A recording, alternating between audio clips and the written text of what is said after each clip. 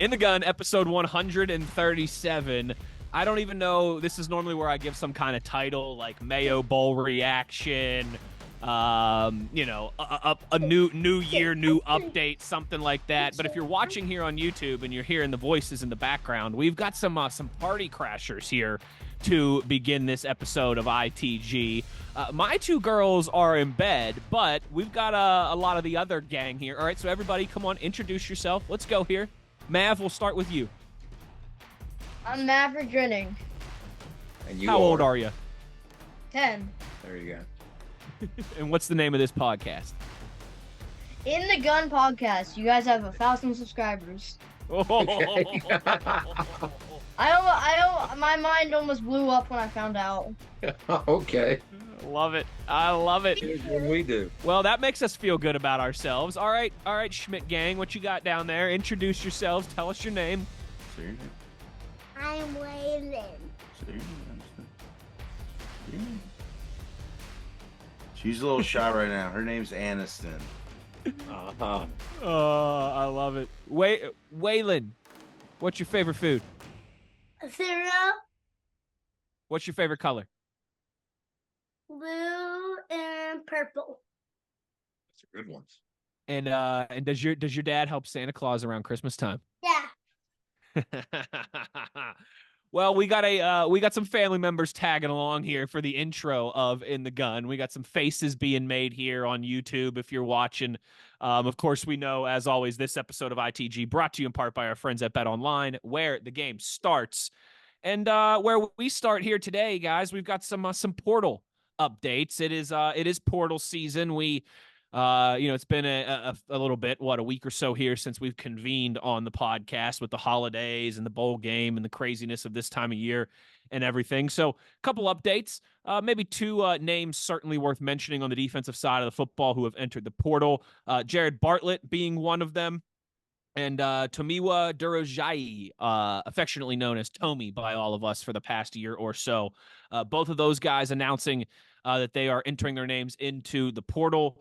As we Jed, I do believe we're coming to the time that the portal window closes here before long. Right now, it is over as of January 2nd, I believe. Correct? That's right. Yeah, that's right. It's So- over in the sense that you can't enter it beyond January 2nd until the next window in May. Correct. Yes. So everybody who is declared for the transfer portal, that's it in that sense for now. Now, as long as you're in there, you can still make your decision and all those different things.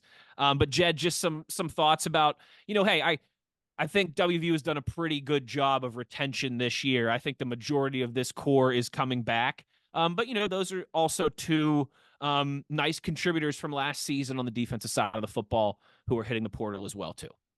Yeah, very different circumstances. In other words, one of them has been here for significant time, and Jared Bartlett, and the other one, Tomi, kind of just arrived. So it's strange to be talking about already, even though it's only been around for a handful of weeks with the Raekwon battle. It's not even a decision. It's just where the court stands right now. To be honest with you, it's only been settled. The NCAA's only agreed on this through the end of basketball season, right? In terms of you're allowed to transfer twice without repercussions. They made no promises beyond basketball season. So there's no guarantee that if you transfer in football, you'll even be eligible next year. It might, in fact, be held against you. I doubt it because I think the NCAA fears litigation. So a kid like Tomi, who is a two-time transfer now, because the model had steered towards, okay, well, if these kids are going to be transfers and they have that one-time free pass, then maybe what we can do is some of the kids we lose out on in recruiting, like Tomi, it was down to us in Kentucky. We lost out. He went to Kentucky for 1 year, jumped into the portal. Great. We land him. Now you're thinking, well, he's not going to transfer again until he graduates. So we have him for 3 years locked up. Well, the Raekwon battle situation changed. It's not just Raekwon. There were others involved. But that situation changed it. It was decided in West Virginia court. But again, it's going to be ongoing until there's a final decision reached. But that's the first time we've seen that happen. So two very different situations. And the thing about Tomi's coming off a bowl game in which he had by far his most snaps. He played more than any other defensive lineman we had. He had 45 snaps against Carolina, right?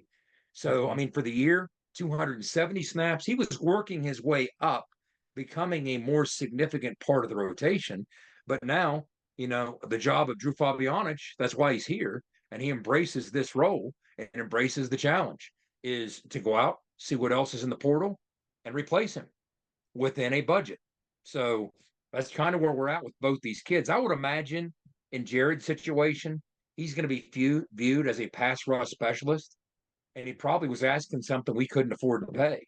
So, as there are going to be many of these conversations, but that's kind of where things are at. But yeah, as you touched on, Wes, it's more important or as important who we were able to retain through this window than maybe even what we lost. Yeah, I agree. And I think, I think we can all honestly say that. I don't think that's just us seeking comfort or anything in that regard. And it's the first time in a couple years probably that we felt that way. I think that's really all you can ask for in this era. Everybody has losses. Everybody has hits. It's about, one, can you retain the core of what you're building? And two, can you obviously go out and find the right guys to replace what you are losing? And at least it feels like that's one thing that we've been on the front foot, certainly in regards to, is, having a program GM and having an athletic director who embraces this new era of college football. So let's go get it done. Let's go find some capable replacements. Wes, and of course, not to interrupt, what we saw happen. I was just going to say, we wish those guys the best. We're going to close out with this, but the legalese part of it, you had the mid-December ruling was, look, it was a temporary restraining order. And at that juncture, it wasn't until later that the NCAA said, hey, it's cool, we'll let the kids go ahead and play under the auspices of this restraining order. But then there was supposed to be a meeting, another decision later in December, and they kind of kicked the can down the road on that. And what happened was that transformed that TRO into what's called a preliminary injunction, which is a little more longstanding until a decision is made. And that's how these kids, because the NCAA then stepped in and said, we're not going to hold it against you. You're allowed to play. Because remember, even with Raekwon, early on, that was the conversation. Hey, if you play, it might be held against you. Well, then the NCAA kind of stepped in and said, hey, we're not going to hold it against you. That goes, again, through basketball, but it's not been made official that you will absolutely be able to play right away and it's not held against you. In football, I think that will happen. I think that's where this is heading, but it's not official yet. But that's the language they use. But go ahead. No, that's a good breakdown from you. So that's kind of where we're at with everything as we stand now. Like I said there, we wish those guys all the best, obviously, and let's go find some capable replacements. This episode of ITG also brought to you in part by our friends at Toothman Ford. We all know cars cost less in Grafton. Support those who support us, who support our program, and NIL, and Toothman Ford certainly at the forefront of that. Shout out to our guy, JR. Big O, I tell you what, heck of some college football playoff games on New Year's Day. The overtime thriller between Michigan and Alabama, and then down to the wire, down to the last play of regulation between Texas and Washington. That was maybe the best two games that we've seen in the semifinal. It's been a decade now that we've had the college football playoff. That might have been the best combination of two semifinal games, Big O. Those were both great. Oh man, and then even before that with Wisconsin and LSU was a hell of a game. No, definitely. You could notice the tempo difference. Guys were flying around, having a good time, banging. Big moments, a lot of big moments. Special teams, right? Coming in, basically making a factor in both games, almost deciding the outcomes of each one. But a lot of fun, man. Close. That's what you like to see. I was grandpa status for the Washington game. I didn't make fourth quarter. Fell asleep on the couch. Yeah, I did too. It was late, man. Not gonna lie. It was late. That was a 1 late a.m. game. It was almost 1 a.m. I've been before it was dragging over. all day. Yeah, it was a late game. Day, so, but was a heck of a game thus far the whole time. Washington, man. Guys, sleeper team. They're in the national. They're in the national championship now. Are they? Oh, I know what you're saying. Yeah, but I'm saying, I was like, I think they got what it takes to go the whole way. I mean, they put the gas pedal down last night. They've got a great roster. They got a great quarterback. Yeah. Great. 9 is legit as it gets, son. He made some throws. He can throw like he's got a dang laser. quick release, that little unorthodox, little bit of a sidearm below plat. Yep. But Kalen DeBoer, Very and unique. this is speaking to you and me. We both played small college football. Kalen DeBoer, yes, he was 12-6 at Fresno before getting this Washington job, but he was at an NAIA school, Sioux Falls, where he was 67-3. That's where he really cut his teeth and learned to be a head coach. But what's fascinating Yeah. to me, guys, we were just talking about the portal and the impact that it's having on West Virginia and the game at large. Look at the teams in the playoffs. I mean, you're looking at a situation where Quinn Ewers at Texas is easy to forget. He's a portal guy, transferred from Ohio State, where he had an NIL deal. Michael Penix, you just talked about it. Michael Penix was recruited at Indiana by Kalen DeBoer, ends up transferring 6 years, all these years later. He's been there for a couple years. But Michael Penix is a portal guy. And here's where it really gets fascinating, guys. This truly tells you the portal is impacting everybody, even the biggest and the bluest of the blue bloods. Okay. Oh yeah. Pick, buddy. So, I mean, take Alabama and let's look at their offensive line. Credit Phil Steele on the weekly segment that he does with Skylar and I. He told us early in the year, guys, this isn't your typical Alabama O line. He said this is a very weak and suspect offensive line that Nick Saban has. That's why they were Alabama. trying to get Zach Frazier, Jed. Absolutely. That they gave up the second most sacks in the entire SEC. I'm going to repeat that. Alabama gave up the second most sacks in the entire SEC. They struggled to protect the passer. And I'm going to kind of explain part of the reason for that. You saw the bad snaps. You saw the low snap on the final play of the game. You saw the right guard whiff. You saw the right tackle get blown up. Now, that final play of the game, I'm still convinced there was an RPO element, a screen element attached to it. I think what they were trying to do was motion to empty and get that back to have a leverage advantage toward the flat on the backer. And he did gain that leverage advantage. But the bad snap, Jalen Milroe had to go down for the snap, and his read was either throw the screen in the flat or run the Q power as the guard is pulling from the right to the left up in the hole. That low snap knocked everything out of sorts, and the guard hit air, and the right tackle got blown up. But let's talk about this. Alabama, with a suspect offensive line, for all the things they accomplished this year, they did it with a very suspicious offensive line. Last year, in last year's portal cycle, you remember the big news, guys, when TCU landed Tommy Brockermeyer, the 5-star tackle from Alabama, who was a freshman? That's one. Amari Kite, a 4-star tackle who was a freshman. Damian George, Amari Kite went on to UCF. Damian George, a 4-star tackle at Alabama, went to Florida. They lost a 4-star interior lineman to Kentucky. So even Alabama is being victimized, if you want to use that word, by the portal. It's difficult. I feel so bad for them. Those exactly. Allies. I mean, I'm just telling you, everybody's getting hit by it. When can they catch a break? Even Alabama has to rebuild their whole roster every year, and sometimes 1 year is not enough time to do it. You don't have enough money. You know, even Alabama, you got to pick your spots. But here's what I want to say, though. Listen, they might not, Jed, they might not be able to rebuild, but them some big boys up front. Sure. I mean, their O-line it has some impressive beef behind it. So, I mean, they still shouldn't be struggling. I'm telling you like right this. now, that is when you allow as many sacks as they did, you know what I mean? Against that schedule, they're not. But I'll that say, good. hey, Michigan bullied them around, though, for sure. Yes, Alabama looks good getting off the bus up front. They don't play well. They haven't played well all year up front. They've been pushed around, but their skill guys in their front seven defensively found ways to help them escape some of these games. Yeah. But against Texas, how'd Texas beat them? Yeah. By pressuring the passer and beating that weak offensive line. So anytime they played a real team like that, they got pushed around. This was not a very good Alabama offensive line.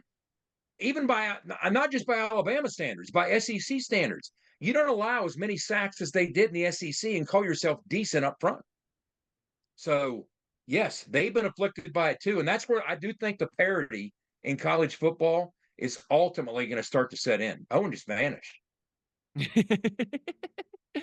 did. He had like a glitch. He had like a glitch in his screen. It looked like he just disappeared like a Jedi. It did. Yeah, I saw that. How did he do that? He's back. He doesn't work for jolly old Saint Nick for nothing. All right. I mean, Yeah. sometimes Owen can just teleport out of the screen real quick. But yeah, I tell you what, sets up a hell of an intriguing national championship game Sure does. next week, obviously, between I'm you know stoked. two programs that we haven't really seen on this stage. Yeah, Michigan's been to the playoff, but this is the first time they're able to get to this point. Washington was in the playoff, 8 or 9 years ago, early on in the history of the playoff. It's the first time they've been able to get to this point. Some new blood in that regard. I know both of those programs have rich history, so it's not necessarily, you know, some starved Feel different ones. for win. But yes, it feels different. That's exactly what I'm Like the looking for. Washington It teams just that feels played different. Alabama years ago, you really didn't think going in there they're going to have much of a chance to do anything. But Right. this feels legit. It You does. know? That's Here's the my right way thing, to man. put it. It's a breath of fresh air it needed, in my Yeah. opinion. It. And now you got two completely Big agree. Ten I'm teams. not saying that I don't Oh. love seeing the teams dominate, but I like, this is great, dude. This is Big Ten and this is Pac-12. You know what I mean? At the start of the season, nobody was thinking that this was going to be the national championship game. No, not Maybe at all. they thought Michigan, maybe, but nobody. I know nobody was thinking Washington was going to be rolling up. And how strange is it that in the year that the Pac-12 dies, they might produce Yeah. a champion, a national champion. That'd be awesome. That's so honestly, it'd be a weird. great, Kind it'd of be a cool to see, it'd be a though. great way to Honestly, go. it's kind of like the rub in the face a little bit. And Two you know Big what, Ten guys? teams. As you could tell if you're watching on YouTube, I just got back from Seattle this past weekend. All I right. was gonna say, Wes, the kids stole the show. What are you going to talk about your Geno jersey? Yeah. May or may not be rocking a fresh Geno Smith throwback jersey here from my trip to Seattle, but I saw Washington hats everywhere in Seattle. Everywhere we went. Which is funny because I swear the people around me in the city that I live in, they tell me, pro sports town, college teams just can't gain any traction. Yeah. That's an excuse that one of our rivals like to use, but it didn't notice that when I was out in Seattle. Wes, I'll say this too. If you've ever been out, okay, first of all, if you've seen Pittsburgh, beautiful entrance to the city. It's the Steelers stadium. Okay. It's not Correct. the Panthers stadium. Correct. Okay. When you go to Seattle, okay, They got Seattle their own stadium has their stadium, and then Washington right on has the water. beautiful. Beautiful. It is an epic stadium right on the water there. Open, they got the open end zone there. So Sailgating and all that stuff. Yeah. It's a whole nother world. They really have a unique. When I was up there playing and I got to travel and spend some time in that area, I was like, man, this would have been a really cool place to go to school too. Yeah, dude. I mean, it's a beautiful campus. It's a beautiful area. Yep. Like you think most of the time schools that are like that are in bigger cities, they're kind of like shoved into a little area and confined, but not Washington. I mean, they've got like their own area of Seattle, and it's freaking gorgeous. Yeah, it's great. I like to reference Rick Neuheisel quite a bit on the show. And of course, Coach Neuheisel spent some time as the head coach at the University of Washington. That was one of his head coaching stops. And he explained it thusly. It was pretty interesting. He said, the thing about Seattle that makes it unique kind of as a West Coast city, it's not populated by a bunch of transplants. When you get to Southern California, or even to some extent Northern California, a lot of those people are transplanted for other parts of the country, and something else brought them there. Most of the folks in Seattle grew up in the state of Washington, from Seattle, in that area, or from Washington, and as such, they have a lot of passion for the University of Washington, for UW. And he said, "Look, I promise you, you will see a ton of purple turn out in Houston. This is a different animal. Then I think there's some element. It's almost like a big town, Oregon. You know what I mean? There's that same culture, feel, vibe. Mm-hmm. It's a cool thing. I see that. It is. No, I enjoyed my time there. I enjoyed watching Geno Smith play well. It was a nostalgic moment for me, certainly. And yes, we've had a lot going on here in the last couple of days on the podcast, folks. But this jersey that I'm rocking here as well too. All right, gentlemen. Instant reaction, which has been taking the nation by storm. Yeah, I was gonna say it's it's been about a week here since we took down. By the time this podcast releases, it will be a week since the Mountaineers took down the Tar Heels 30-10 in the Mayo Bowl. We got to get to break here shortly just because we got to get our buddy Big Daddy in here. But gentlemen, I obviously did, that instant reaction episode that Jed referenced where I don't know, I think it was 19, 20 minutes long of me just kind of rambling after the game. But just some instant reaction, each of you guys, couple minutes, instant reaction quickly here, and then we'll break and get to Big Daddy. Jed, you're the one, I'm sporting the Geno Smith throwback Seahawks jersey here, but I see you sporting the Duke's Mayo Bowl polo over there. So tell us about it. I assume you had a great time down there in Charlotte, you and all your best friends of Mountaineer Nation that invaded that town for a couple days. Yeah, it was great. The team hotel was downtown. Everything was within walking distance. Now it rained about half the days we were there, but you made do. You were within striking distance of so many things. Literally, I was there 5 days. Parked my car the night we arrived on the 23rd. Didn't touch my car again until we left. So even Chrissy and the kids walked to the stadium to the game, and then we all packed in after the post game show. The four of us. This was all in Dwight's vehicle. Tony, Dwight, Andrew Caridi, and John Antonic. All of us jammed into Coach's vehicle, and he was our ride back to the hotel. It's strange the things you remember from these games. After the game's over, Wes, it's pushing midnight. We get back to the hotel. The kids are hungry because they haven't had a real meal because the game was going on. So Chrissy and I are trying. We get down to the second floor. Maybe we can catch the bar open for a hamburger or something, take to the room. Just missed it. It was closed. I see Garrett sitting down there with his mom. Okay. Now, I want to know, these kids often scatter after bowl games because they still got some downtime for Christmas break and whatnot. So I'm talking to Garrett and his mom. Well, meanwhile, Garrett in this huge expanse with this giant ceiling, this atrium area of the hotel, he goes over to let Grayson Malashevich in on the other side. And I'm talking to Garrett's mom. His dad's trying to make his way here and there. He's 6 places at once. Of course, he works for the Brewers, flew into Pittsburgh, and they drove down. He has all these crazy arrangements, right? So as Grayson enters the door, him and Garrett start racing like they're being timed in the 40 all the way through the atrium, like second graders. I'm like looking at his mom thinking, the game just ended an hour ago. I'm like, I didn't have that energy when I was 10. I mean, look at this guy. That's so Garrett. I mean, if you know Garrett and you love Garrett, nothing is more Garrett Green than seeing that right there. And so then basically I talked to Garrett for 5 or 10 minutes, and then we headed over our other way after we ordered the food to wait on it. And Christy's like, what was he telling you? I was like, basically, if I had to translate, he's going to pull an all-nighter and drive to Morgantown here in a couple hours. That was the translation. But it was the environment at the stadium. Yes, it was only 40-some thousand, but it was absolutely dominated by Mountaineer fans. Yeah. Dominated. The difference between this game and the Pat White 2008 game, which, by the way, was the largest football crowd to ever watch a college game in the state of North Carolina, was North Carolina didn't travel at all. If they had traveled like they did in 08, we traveled like we did in 08. But we carried the day. We carried the torch in this whole thing. And there were different weird moments. And that's where I want to ask Big Daddy. We'll compare notes on this. But to me, there were several cool moments throughout the game, even during stoppage of play and all that. But the one between the lines during the action, for some reason, the crowd, when Cole Taylor caught that pass and jumped that defender in front of our bench down in the red zone, that place went nuts. I mean, it went nuts. I'm getting chills thinking about it. It was intense. It was cool.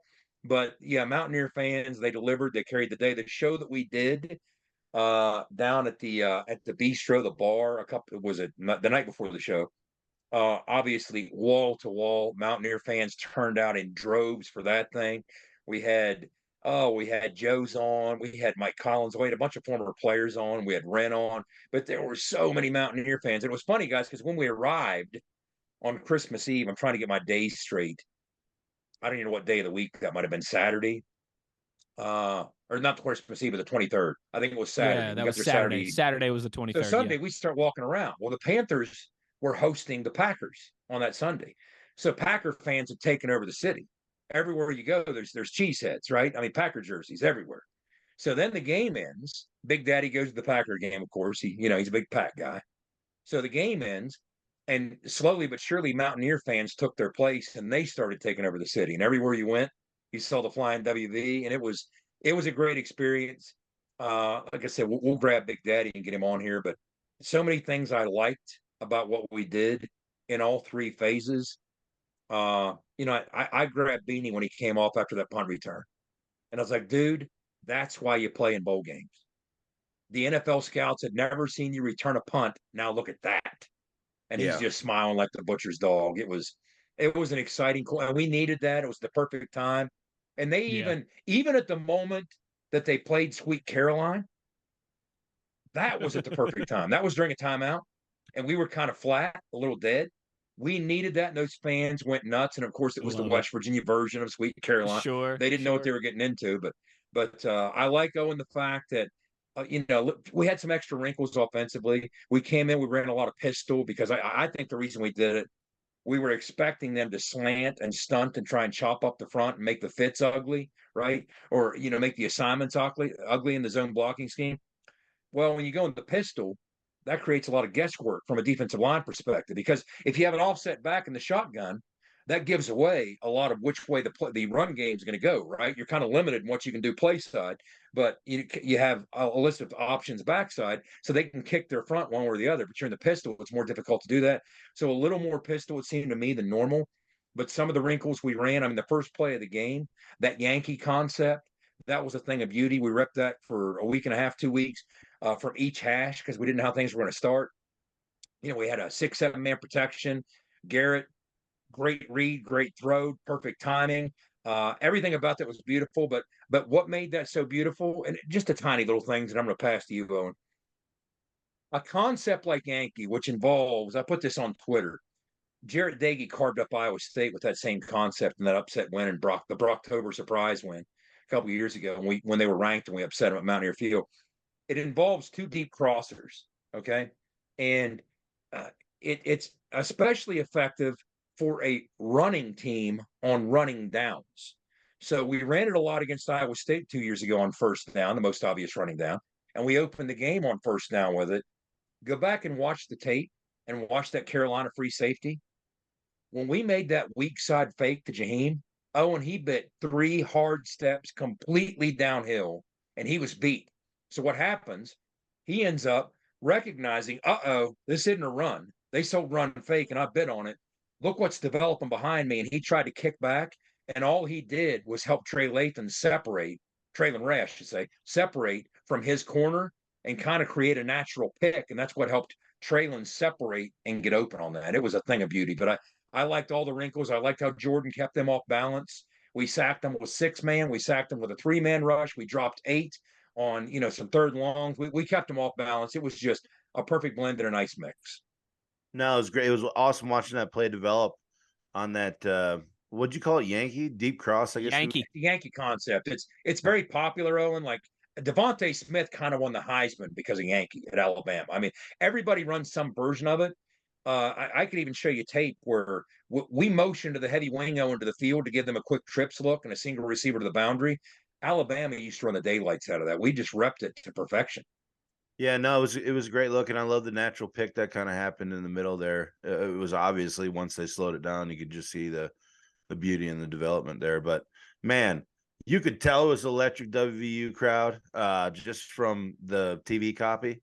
Of course, I like to listen to the TV copy awfully loud because I like to get the entertainment factor in there. You know what I'm saying?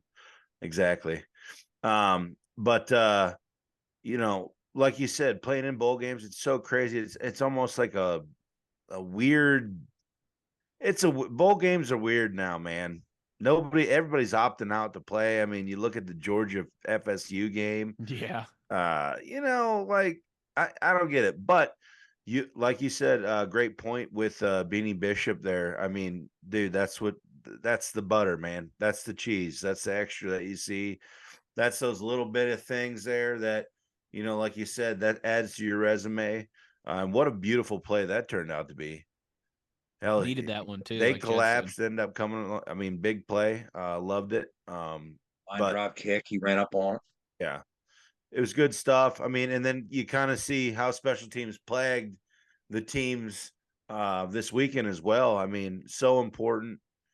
So important to win these ball games here down the stretch. Got to play all 3 phases, man. Got to play all 3 phases. Shout out to Brandon Yates.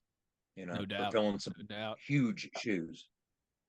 Jed, one thing one thing I kind of thought too was it reminded me, the performance from the defense reminded me a little bit of the TCU game in some ways, where you felt like maybe you let them get away with a little bit more in the first half than they deserved, but then second half you came out and just completely put the clamps down. Great point. Wes, the last time we pitched a shutout in the second half of a bowl game, the 1975 Peach Bowl. Wow. Great point. Dude, That's impressive. Yeah. And credit to Harrell. I mean, he made some plays. He's shifty. He was a good athlete.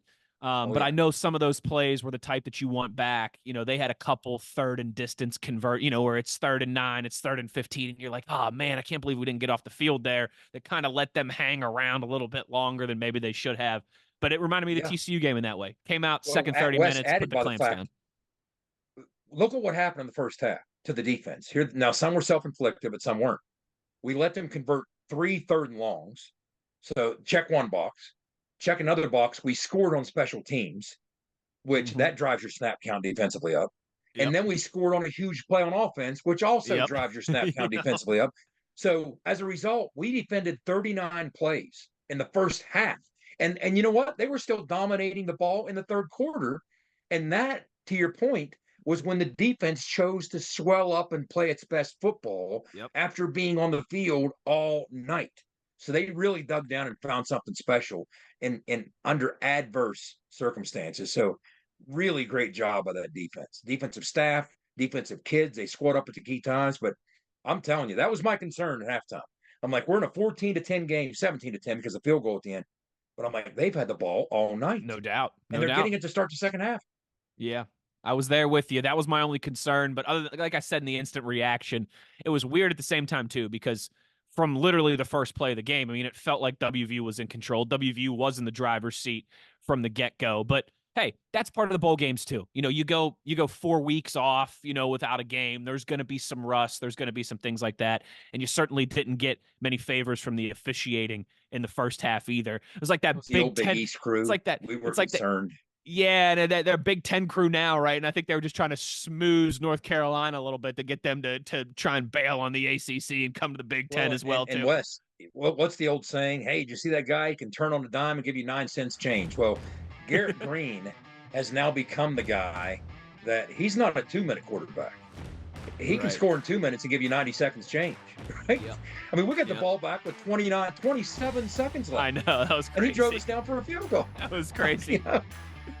That was awesome. Well, it was a lot of fun, I'm sure. We'll continue the fun. We'll get more stories from Charlotte when our buddy Big Daddy joins us on the other side. You are in the gun. Nobody supports the blue and gold Mountaineers like Toothman Ford. With over 20 NIL deals and counting, Toothman Ford continues to rally behind our student athletes. And it's time we rally and support the dealer that supports the Mountaineers. Not only does Toothman Ford offer the best prices in the state on pre-owned, their never over MSRP campaign on new Fords guaranteed to save you thousands. Drive with pride all season long, knowing you're supporting the dealer that fuels our Mountaineers. Toothman Ford, where cars cost less, in Grafton and at toothmanford.com.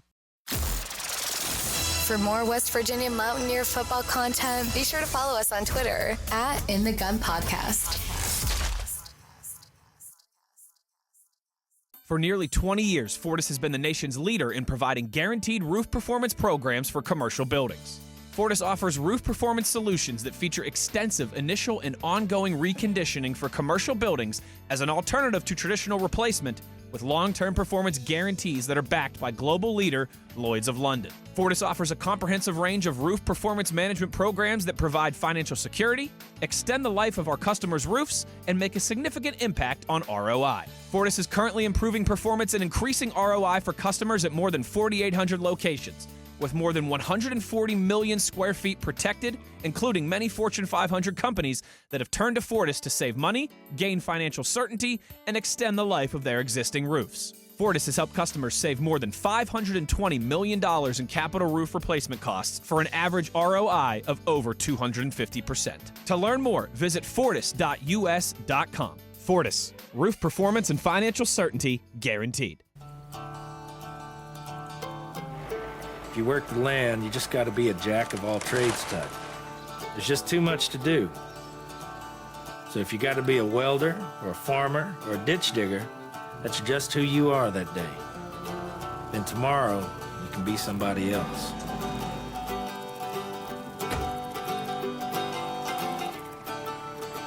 Get your Coyote at the new location of Johnston Equipment between Weston and Buchanan.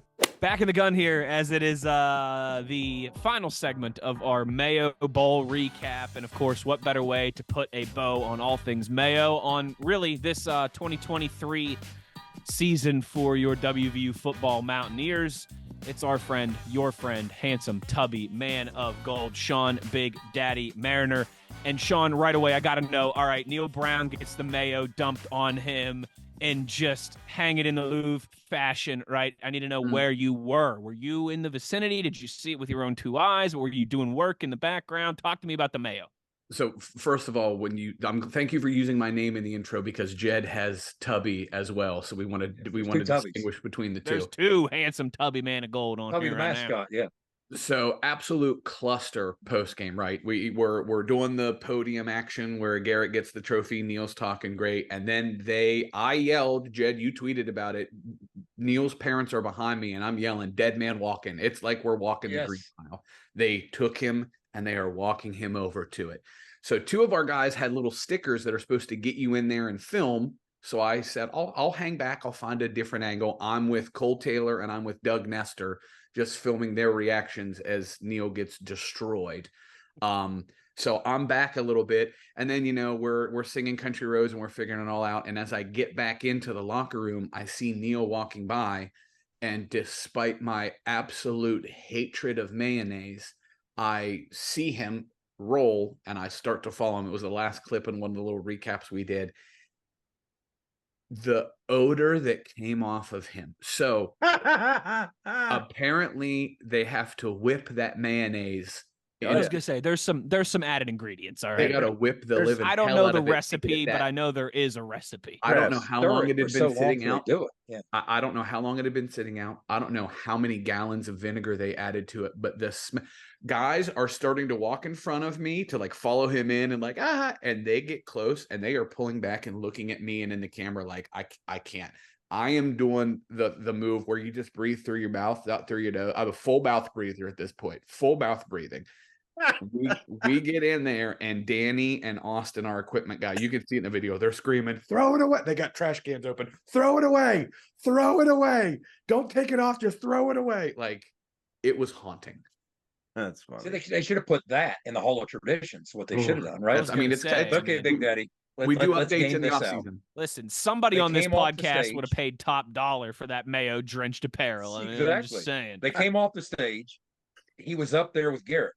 Mm-hmm. And then we all recognized where he was heading.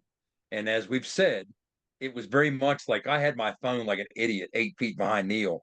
And it was like following John Coffey down the Green Mile. I mean, we all knew where he was going. He hates mayonnaise. Neil hates mayonnaise, hates it. He made no secret about it for the better part of the 2 weeks leading up to the game. Now, as I'm filming it, the funny part was Garrett recognized what was unfolding too. And he's like, well, I'm not giving this up. So as you see the entourage that's taking Neil to his mayonnaise execution, Garrett is standing right behind him like the priest, walking with him to the mayonnaise execution. Yes. That's right. So then as we start approaching that little carve-out area in that corridor, I didn't fully understand where exactly this was going to happen. I'm just following on this adventure. So the closer we get to it, and this is probably what you were dealing with, I didn't have the sticker, obviously, right? Yeah. The closer you got to it, it became very apparent. It was like Coney Island on the 4th of July. You weren't getting through all the way because they were reserving those best 4 or 5 spots for the people who had to shoot it, not just some idiot like me with their phone. So I got right on the corner with my phone held up. Like you'll see from the video images and the video that I put on YouTube, there's 1,000 of those things out there from 1,000 people. So in proximity to that, I was to Neil's right. Where were you when Neil said the words to the reporter? Because he was asked immediately after, and he is wearing however many gallons of mayo. Because I asked him on the field, Big Daddy, I was like, all right, how are you feeling about this? And he wanted no part of that conversation. Yeah. He immediately just walked away. He was really, you could see his body language. He wanted no part of any of this. He was just doing it for the sake of, all right, the $10,000 for the food bank on down the line. So the reporter asked him immediately after it was dumped, how do you feel? And his response, I'm cold. I'm wet. I feel cold. I feel wet, but I feel like a winner. So I was about, 12 feet to Neil's right.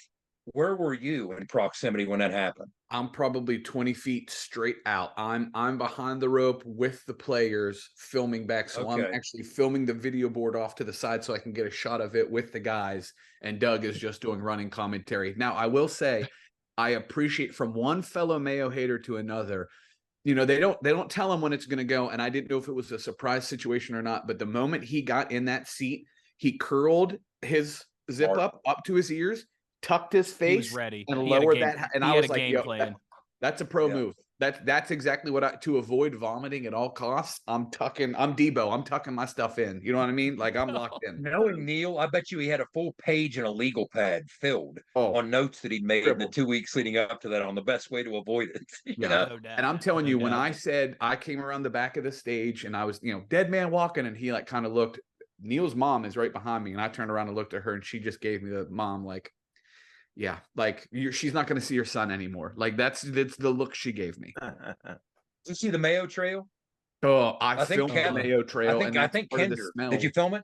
I think Kinder posted it on Twitter, but the footsteps, like it was picture perfect footprints. Yes. Like, yes, it's incredible. Haunting. That's just incredible. It was. It's going to be up there with things we'll remember from these silly jobs we have. I think forever. It was great. And that's what, again, like that's what it's all about. Like I've got people that I work with that don't really care much about college sports, and they're like, man, the Mayo Bowl and the Pop-Tart Bowl, like I love it. Now I'm going to tune into those games every year. Showmanship. It's showmanship. That's what it's about. That's what it's about, man. And like you guys said, I think particularly when you were at a point where we were, listen, I know everybody's different in the bowl game spectrum, and there's no excuse for Carolina fans to have the poor showing that they had when the game is in their home state. But I also get as well, too, I'm not an idiot, why they're not jacked up and jazzed about the game. Yeah. I mean, their star quarterback, who's going to be a top 5 pick in the draft, wasn't playing, along with some other very important pieces of their offense. Their linebacker, who Jed laid out for us in our preview episode, was Mr. All-World for them, is not playing. I mean, they had a lot of significant absences. I get it. Again, no excuse when it's in your own backyard and the game's right there, but I also get the ebb and flow of bowl season. But when you have the blend of a fan base like us that hadn't, maybe we took for granted being in bowl games every year there for a little bit, that we don't get to drive to many away games anymore. And this one is close for a lot of people, particularly the southern part of the state, right? Yeah. In a fun city where there's already a lot of Mountaineers and a team that really has everybody's interest, and we knew that the majority of our guys were going to be playing in that game. That's the perfect storm. It really is a fun bowl game atmosphere within your relative area. That's still a fun place to go visit. And Sean, I mean, Jed kind of touched on this a little bit in our, the first part of the episode before we had you on, but it just, man, WVU fans, like it felt palpable how much fun everybody was having there. I know you guys were there for a few days before Christmas and everything. Like I got to imagine that was a pretty cool, coming together of Mountaineer Nation over the holidays there in Charlotte. It was crazy. So I've got goons everywhere. Our guys are up in the wheelchair seats. People are texting. Your goons got goons. Phil Brady texts me and says, "Big Daddy, I'm in the end zone. Come say hi." So I go, "Hey Phil, how are you?" Like, and then there's the picture of him after the fake field goal, like losing his mind. Like, yeah, kickers are people too. It was nuts watching the slow trickle too, because obviously Christmas Day, everybody's staying with their family. We're down there, but starting Christmas night and then the morning of the 26th, the texts I was getting about traffic from West Virginia to North Carolina, how it's just bumper to bumper blue gold plates, like it was absolutely insane. And then to see the stadium as I hoped it was going to be was absolutely incredible. Daddy, I was at a rest stop in Virginia the day after the game on the way home, literally bumping into a bunch of people I knew. Yep. In Virginia, a state away from where we were. It was crazy. So here's what I got to ask you. All right. And then Owen, I got a question for you after he answers this.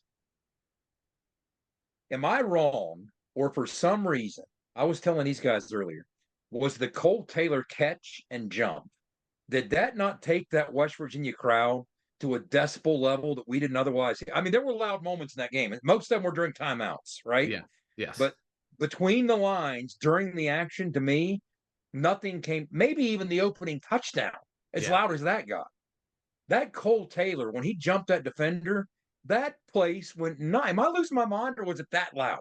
The opening touchdown was loud, and did I cry? Yeah, I shed some tears on the sideline. I'm a softie for this. We've talked about this.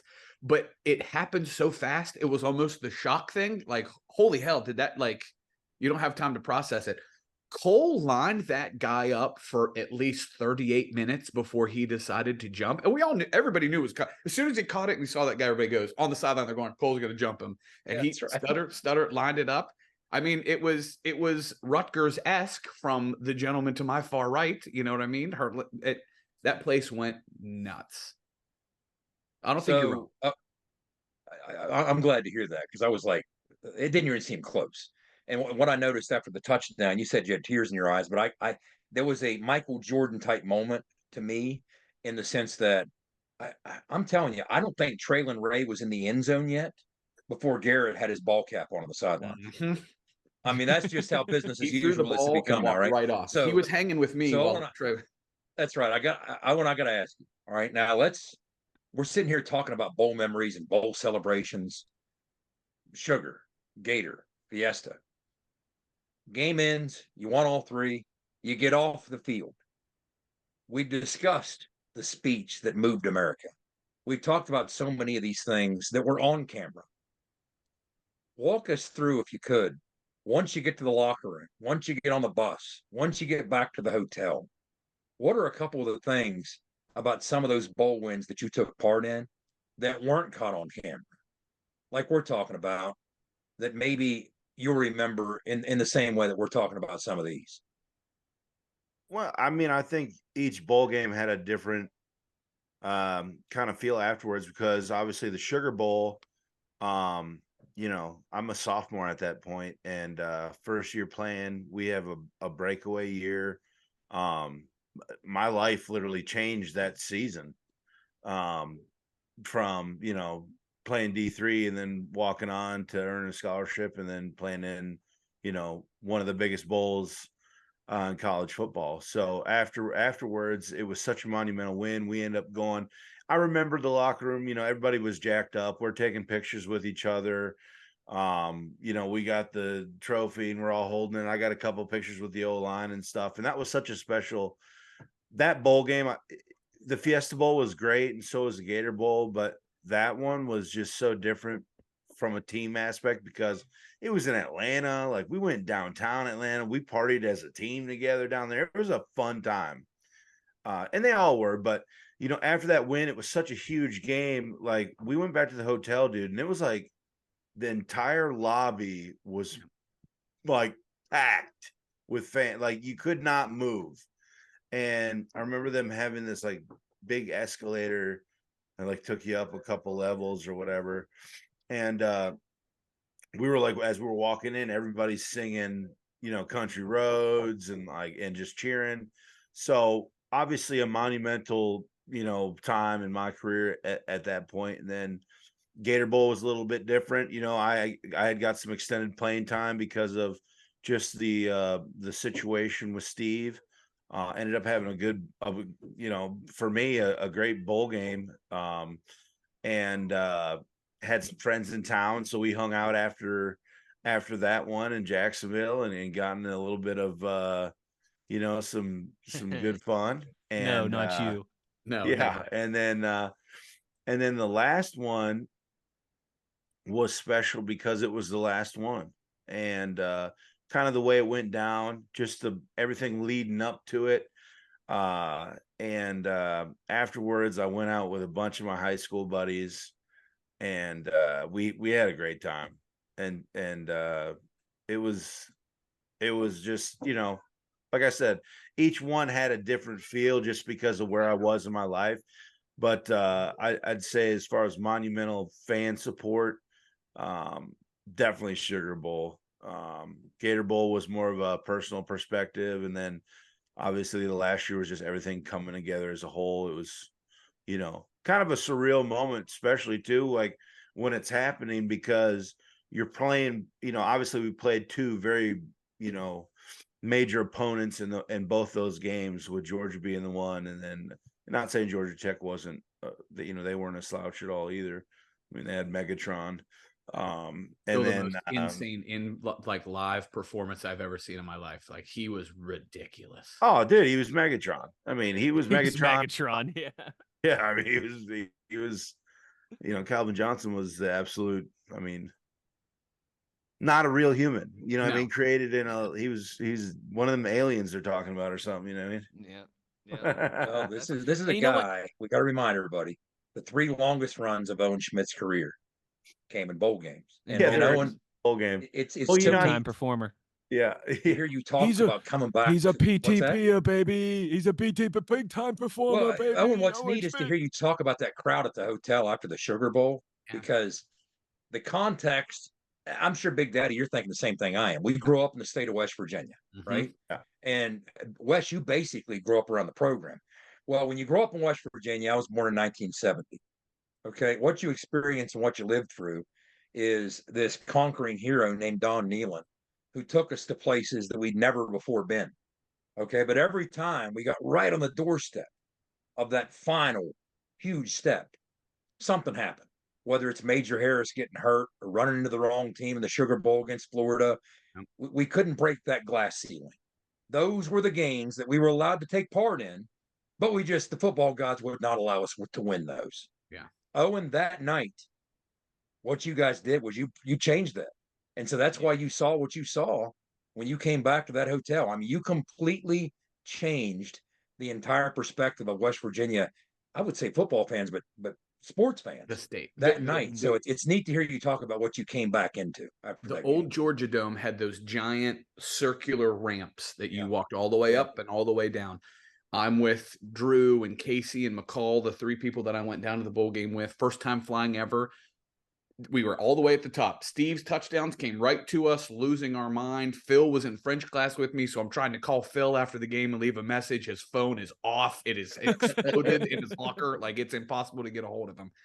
Let's go Mountaineers for 8 consecutive minutes. No softening, nothing. And I'm just recording on my old flip phone. It was my ringtone for years. It was just pandemonium. And we weren't at the team hotel. We were up past it. And you almost couldn't walk in the streets to get back to the hotel because all the Mountaineer fans were so packed in there. It was Please give me 1 second. I got a number 2. I got to take care of with my little boy. I'll be back.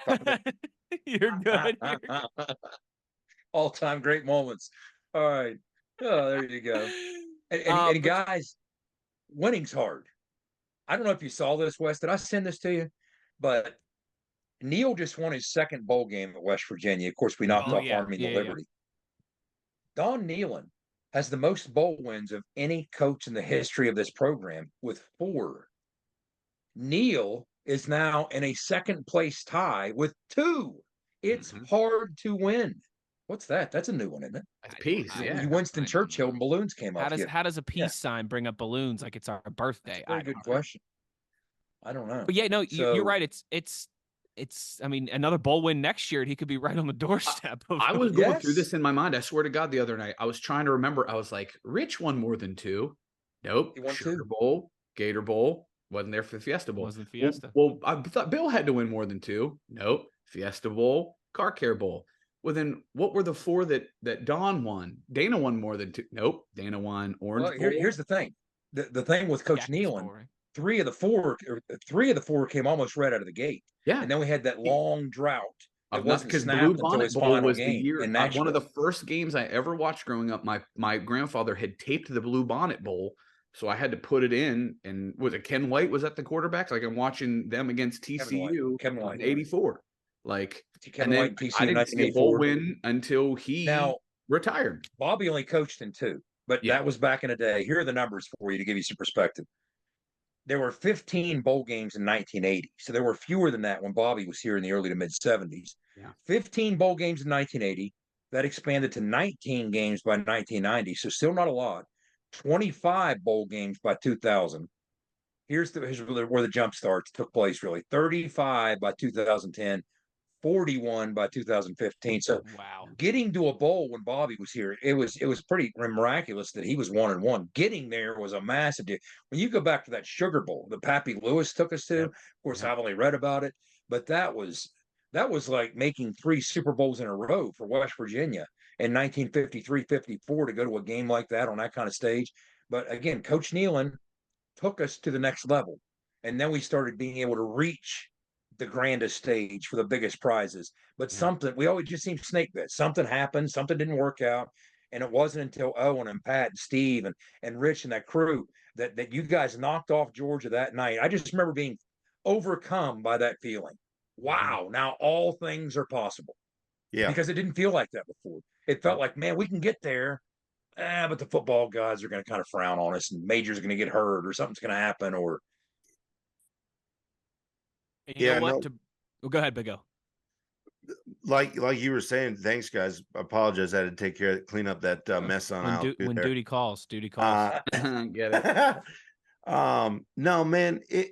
And obviously the tradition of West Virginia, I learned more and more as I went to school there. But you could tell as a player, as soon as we walked in there, how special of a moment that was for everybody involved, all parties involved. I mean, it really was. And you could probably ask everybody on that team. That was definitely a moment that they remembered, because if you got to be a part of it, or if you even were around it, it was a really cool thing. Jed, I don't know how this is for you, but for me, the end of the game, like once, like, I said, I followed Neil back to the locker room. Okay, cool. I'm then running to set up for the post-game press conference, right? And I'm in there with Mac. You were in there with Mac. That's the part that kind of sucks for me. Like, look, I am the least integral part of anybody that goes on any of these road trips, but I'm on all of them. I'm around the team, obviously enjoy it and everything. And while I'm in there getting prepped for the press conferences, when all the fun's happening, right? All the dudes are in the locker room losing their mind. They're out on the field taking photos. Like, I didn't get to touch the trophy, not that I deserve to, but like, I look back and I see all these photos, and I don't get to say goodbye to Doug Nestor. I don't get to say a final goodbye to Zach Frazier. I like, by the time we're done with the presser, I'm packing everything up. Then we are getting on our buses. The team goes first. We got 2 flights out of Charlotte. Team takes off on theirs first. We're on the second one. I haven't seen anybody from the team since then. And that's the kind of bummer. Everything just happens and builds, and it's so incredible and so awesome. And then just, hey, game's over. Game's over. We're right back to it. You have, Big Daddy, you have different responsibilities at home versus away. Yes. Okay. Yes. So home I can come down and mess around. Yeah, I kind of do too, in the sense that, much to your point, it's a lot more hectic for me on the road. I get a taste of what's happened in the locker room, but normally I'm scrambling to get down there and get set up with. Tony gives me this mic. I use my iPhone. I have to send it straight back to Learfield to get it on the air. But at home, we got help. Andrew's down there coordinating. They've got things. the drop already built into the stadium. So I'm fully immersed in the locker room. All I'm doing is lining up an interview or two, passing them back to Andrew Caridi, who puts them on headsets with Coach and Tony. So I'm in there for the full Monty, the full experience for the home games. But you're right, on the road, it's you feel a little shortchanged, because you don't get you just get a taste of it, and you almost hear it going on in the offing as you're getting your stuff scrambling, ready to get down to the press room. But I agree with that. That's a good point. Well, I tell you what. I mean, come on, that's a sour note to end this on. Jeez Louise. Sean didn't get to say goodbye to all of his boys. I mean, I've got 37 stories. What stories do you want? I've got nothing but tales. You want to know about the fake field goal with Leighton? You want to know about eat poop pit? You want to know about the separate ways video? Fire away. Fire when ready. Okay, well, real quick, just to put a full circle on that conversation that you guys just had with Owen, and then we'll get some final stories as we wrap this up. That's part of what makes this so exciting too. Now, winning the Duke's Mayo Bowl for your 9th win of the season against this Tar Heels team to close out this year is not beating Georgia and Atlanta for the Sugar Bowl when you're going to finish as a top 10 team in the country. But I think you guys catch my drift. It's positive momentum rolling into an off season. When you overachieved this year, that's another big thing that Owen's team did there in 2005 was nobody saw that coming. I think a lot like nobody really saw 9 wins coming before this year. And the way they won it. The way they won it, and exactly, and you look around and you think, heck, we're bringing the core of this back next year. Let's go do the dang thing. That's part of what makes it so much fun and such a good feeling as well too. I want to hear Sean, Big Daddy. I want you to close it on. I'm gonna end with this. This is positive on my end. In the locker room before the game, Neil told the team, He said, guys, you were just out in the same pregame that I was. Hmm. Feed off that energy. Don't look now. You got a home game waiting on you out there. Hmm. And that was a pretty cool, you know what I mean? I felt a little swagger swell up because it was a pretty neat moment. But Big Daddy, give us a good one. I was gonna say, Sean, we got fake field goal. We got eat poop pit. I mean, Yeah. you listen. You tell us the story or story. The floor is yours to story tell, and when you're done, we'll close down the podcast. You can go for 60 seconds. You can go for 60 minutes. The floor is yours. Gentlemen, jump in as you see fit. So we meet with the bowl when we first find out. They set up a Zoom call with us. It's us, marketing. It's our video, the guys that run the video board. It's digital. It's everybody that's going to have a hand in anything. They're unbelievably great to work with. And they pretty much told us, they were like, look, you give us absolutely everything. We want videos you play at home. We want songs you play at home. We want songs you play during warm up. We want, like, they want to make it feel like a home game for both teams at points. They didn't play Hypnotized by Biggie, a little upset by that, but they did do Party Up by DMX. So we'll let Sleeping Dogs lie. Okay. They were flat out like, give us everything you got. We're coming to you first. Because North Carolina has been here a couple times recently. I believe they played there last year in the same bowl game. I think so. And I believe they played South Carolina there this year in the Duke's Mayo season opener. Am I correct in that? You so are correct. 3 times in the same place within a year. There's a little apathy built in there, right? And those guys maybe that plays into the earlier conversation too that we had. To be fair about their showing, exactly. But still, we play 3 times in Charlotte. WVU is going to be there 3 times in Charlotte. But they were like, give us everything so that we can then go to them and go, hey, this is what West Virginia gave us. What would you like to do? I tweeted about it, but it was the guy, I believe it was the main guy, Mike, was like, so North Carolina plays a song in game called Sweet Caroline. And everybody on the call started like looking around. And the guy goes, now I know you guys have a special connection with it too. And we all kind of like, uh-huh. He goes, do we? And everybody was, yes, shut up. Yes, press play. We'll let it okay. Now, in complete opacity, I forgot we told them that. When we get into that timeout and I heard the opening bass line, I went, oh my God. Camera on, here we go. Just let it ride. Fake field goal. So I'm standing on the sidelines, right? They run him out. I'm behind Bilal Marshall, our wide receivers coach. And I'm with some of the specialists. You know, it's a bowl game, so everybody's there. The whole team's there, guys, just in jerseys, not in pads, anything like that. Lal pops his headset off, turns around to say something to one of the guys, and they go, what? And he goes, faking it. And as he says that, they snap the ball. And I'm like, oh, my God, here we go. Oh, my God. So Leighton runs, gets the first down. They come off the field, and I believe it was Shane Moss, one of our backup punters, kickers, like looked at me and was like, Shawnee, all week in the facility, all week, he's just been walking around with the ball, chinning it as hard and as tight as he possibly can all week. We're watching the replay, right? Everybody's happy and everything. The offense sputters. They don't score there. So we go out to kick another field goal. When the offense doesn't get the first down or touchdown, I can't remember what it was, on third down, Jalen Thornton is standing next to me, and he's got his head in his hands. He just keeps going, I'm sorry, Leighton. I'm sorry. And Leighton goes, what are you talking about? He goes, I didn't hold my block, man. My guy's the one that caught you. You could have scored. And everyone around him was like, I don't know that he would have scored. I appreciate you saying that. I don't know that Leighton would have got in to score. So that's again, fantastic. We had talked with the bowl about, it was unbelievable. Again, high and tight all week. He was ready.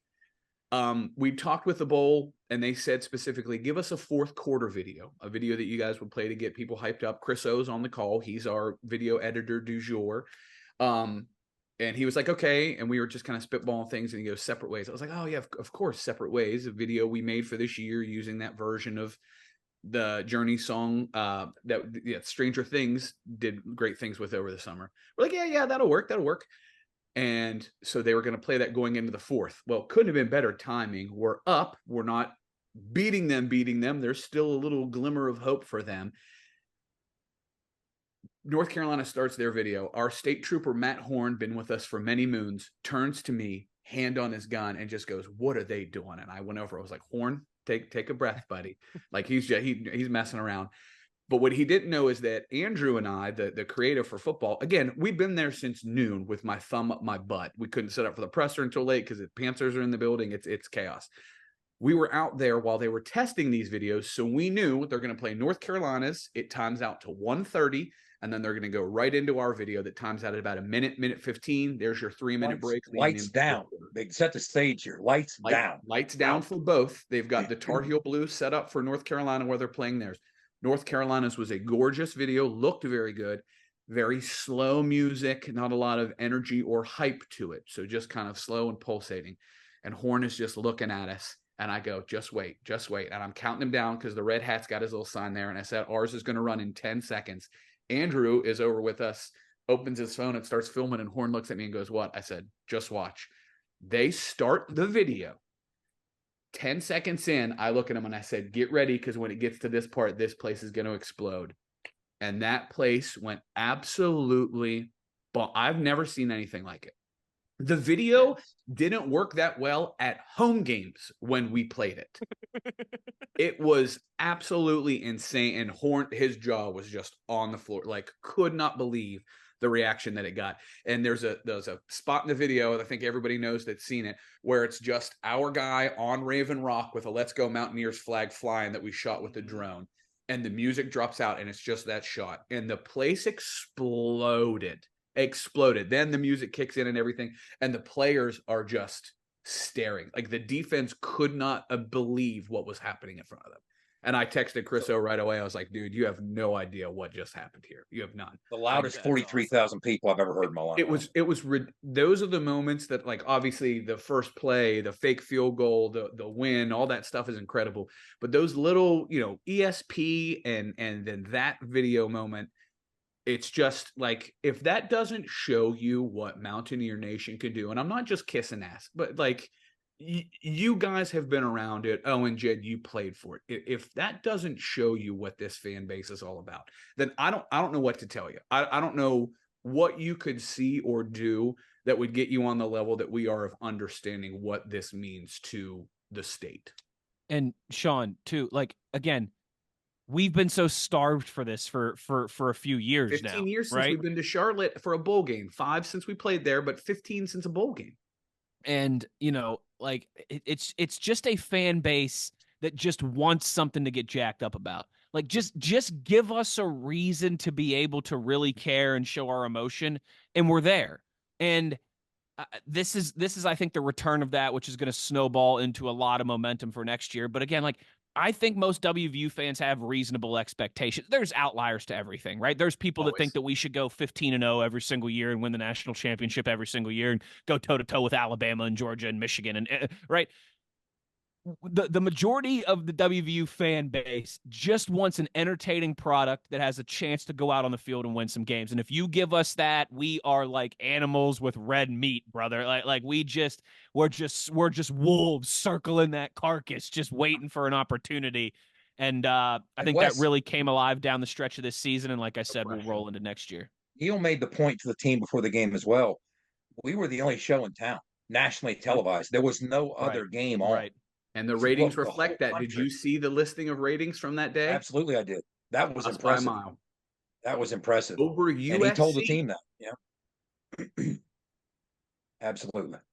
Well, Sean, that was a fantastic story time to close us down, partner. I'm glad you and Jed had a good time. I'm glad all of Mountaineer Nation had a good time. All is well that ends well, and a 9th win. When are we getting the cinematic recap video from the social channels, by the way? Thursday.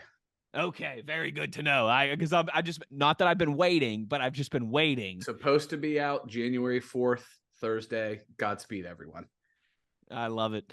Well, a couple thank yous real quick before we get out of here. Of course, thanks to our new friends at Johnston Equipment. Make sure you're checking out their new location in Weston, right off of Route 33. And as well to Fortis and our guy Rick Lewis for roof performance, and financial certainty guaranteed. Visit fortis.us.com. This was a lot of fun. Regular season is in the books, but we still obviously have plenty to get to. We'll be doing weekly episodes still, portal updates, recruiting updates, all that good stuff as we roll into the off season. Keeping an eye on WVU basketball.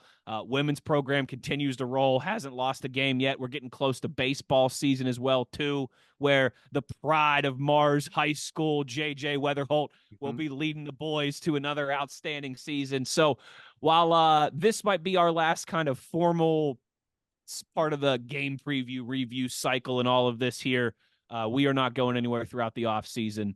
So we're just getting started, in fact, is what's going to be, I think, a big off season, a lot of momentum rolling into the springtime here. And we'll have your practice reports and all that good stuff as we roll along. Sean, I don't know when we'll catch up with you next. We obviously will before too long, but this will kind of be the end of your weekly joining of us. So thank you for another great season, Big Daddy. Hey, gents, thank you. Legitimately, thank you. It's been a pleasure. The amount of randos that stop me and just go, Big Daddy. I'm like, hey, how are you? Well, that's better. That's better than, did you hear Owen? Some of Owen's coworkers asked him if he got fired from the podcast because he wasn't on the last 3 because he's so busy helping Santa. Like, Owen, did you get fired, dude? What happened? They said, did Mariner replace you on the podcast? Santa season. Impossible to replace the runaway beer truck. Oh god, Santa season, baby. No, I laughed. I said, "That is timing issues, man. You know how it is. You know who I work for, right? This is how it is this time of year, man." Well, now, Owen, let me ask you this. I always make sure, and I want to make sure this is above board. My postal worker, my UPS driver, and my FedEx driver get gift cards left by the Mariner family either on our door or in the mailbox for all the stuff that they have to bring Santa for the young lad. Is that apropos or is that a little? No, that's awesome. Okay. If you have a good UPS driver, I mean, I guess that's like leaving a tip, right? Yes. Not needed, but very much appreciated, I know, by the drivers. And that just kind of goes to show how well of service they're doing. Obviously stuff gets delivered, so I gotta you know what I mean. I mean, a lot of people, that's how they get their stuff, and some of these drivers, man, people get baked pies and cakes, and nice. It's pretty cool. It's out in the boonies in Sandhill. Our UPS guy, like, my mom had meals ready for him if it was a late delivery. Like we that's what we grew up with out in the country. That's that West Virginia hospitality, baby. You gotta love it. Gotta love it. Yes. Well, thanks to, like, if you're someone like our dear Big O, like all of Sean's delivery drivers, who your life is hectic around the holiday, we thank you for helping deliver the magic to the little kiddo. Sean, we had all the little kiddos were on the podcast here at the start. Yeah. So, I know you feel the same about Little Deck as well too. There's a lot of men and women who work their tails off throughout the holiday season to deliver that magic for old Saint Nick, old Santa. So we appreciate all those people as well too. Hopefully you're able to breathe a little bit now in the new year as well too. So that'll do it for this edition of ITG. The one thing we ask of you, as always, particularly as we roll into a new year, is to be an ear and tell an ear about your new favorite WVU football podcast. For Big Daddy Mariner, for the runaway beer truck Owen Schmidt, and the signal caller Jed Drenning. A thank you as always to our producer Skylar Callahan as well too. I'm Wesley Euler. You've been in the gun.